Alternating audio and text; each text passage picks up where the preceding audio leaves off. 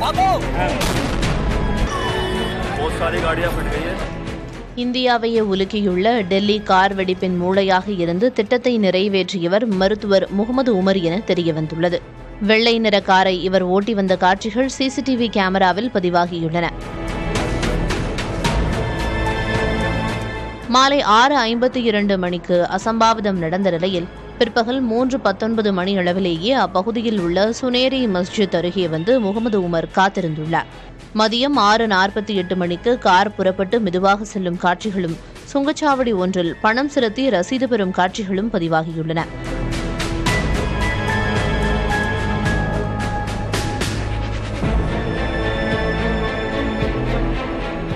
Car ஓட்டுநரான Mohammed Umar கருப்பு நிற முகக்கவசம் அணிந்திருப்பதும் சிசிடிவி காட்சியில் தெரியவந்துள்ளது. இதன் பின்னர் அந்த கார் மெதுவாக நகர்ந்து சிக்னலில் நிற்கும்போது 6:52 மணிக்கு வெடித்து சிதறியுள்ளது.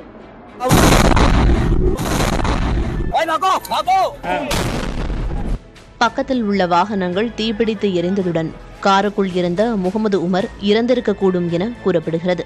காருக்குள் மேலும் இருவர் இருந்ததாகவும் கூறப்படுகிறது. டெல்லி செங்கோட்டை அருகே கார் வெடிப்பு சம்பவம் நிகழ்ந்து 36 மணி நேரங்களுக்கு மேலாகியும் இது பயங்கரவாத தாக்குதலா, விபத்தா அல்லது வேறு ஏதேனும் காரணம் உள்ளதா என்பது குறித்து மத்திய அரசு இதுவரை எதுவும் உறுதி செய்யவில்லை.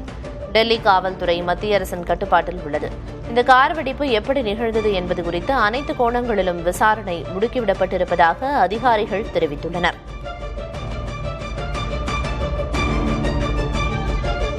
கார் வெடிப்பில் உயிரிழந்தவர்களுக்கு அஞ்சலி செலுத்தும் விதமாக பாஜக சட்டமன்ற உறுப்பினர் தர்வீந்தர் சிங் மர்வா தலைமையில் டெல்லியில் மெழுகுவர்த்தி ஊர்வலம் நடைபெற்றது. இதேபோன்று ஜம்மு காஷ்மீரில் உள்ள சோனமார்க் வர்த்தகர்கள் மற்றும் பியோபார் மண்டல் சங்கம் சார்பில் மெழுகுவர்த்தி ஊர்வலம் நடத்தப்பட்டது.